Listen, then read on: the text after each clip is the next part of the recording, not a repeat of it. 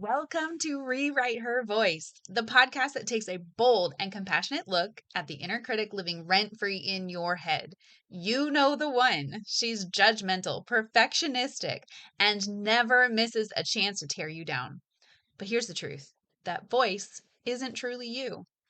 Each week, we dive into an honest conversation with powerful stories and practical tools to uncover where that inner mean girl came from, why she shows up, and how to rewrite her script. It's time to reclaim your inner voice, break the cycle of self-sabotage, and speak to yourself with the kindness and strength you deserve. If you're ready to stop letting your inner mean girl run the show and start showing up as your most authentic, empowered self, let's go. Hello, my sweet friend. Welcome back. Have you ever noticed how often the word should shows up in your mind? I should text first. I shouldn't be so emotional. I should be more confident. I should be easier to love. They should know what I need. They shouldn't act like that. Most of us don't even realize how much of our relationships are being shaped by invisible expectations. Not just the expectations we have of other people, but the expectations we place on ourselves. And today, I want to explore what those expectations actually do to the way we show up with the people we love. Because I think so many of the struggles we experience in relationships aren't because we're bad at relationships. They're because we're trying so hard to be the version of ourselves we think we're supposed to be. Think about how expectations change your behavior. Maybe you learned that good daughters don't speak up. Good wives don't ask for too much. Strong women don't cry. Confident people don't need reassurance. Easygoing people don't have boundaries.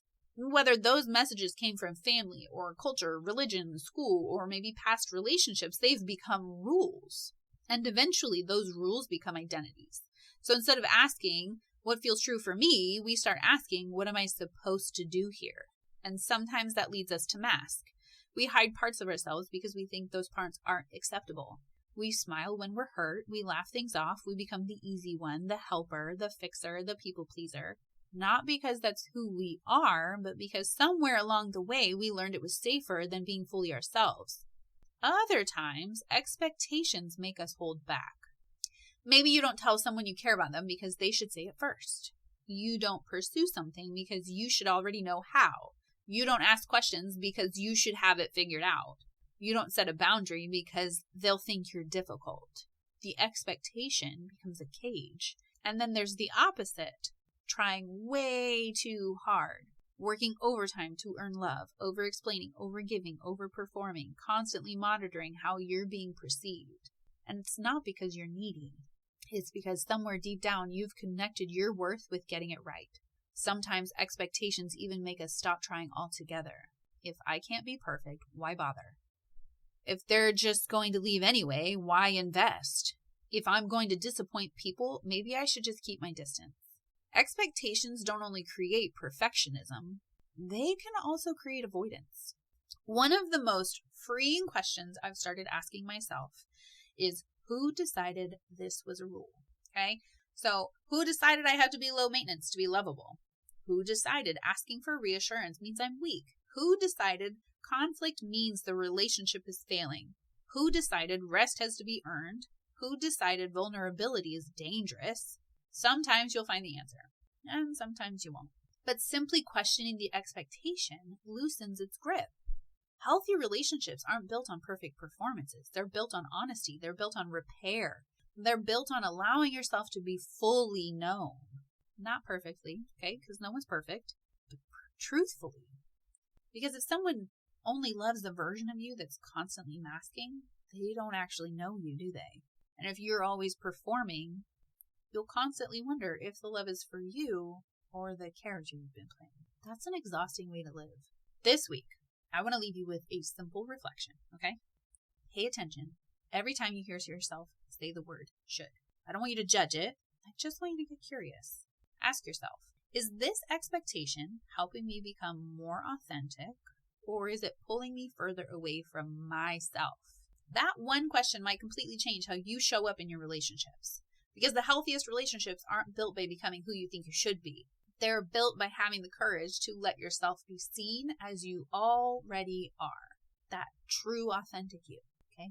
Now, if today's episode resonated with you, I would love to hear what should you've been carrying that you're ready to question. Share it in the comments or send me a message. I really love hearing from you guys when you have those aha moments and those reflections.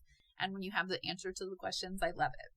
And if you're craving more conversations like this one, where we move beyond the awareness into real lasting change and we take the actions, join my email list and join our Rewrite Collective community.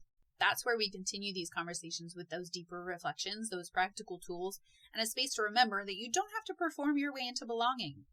Okay?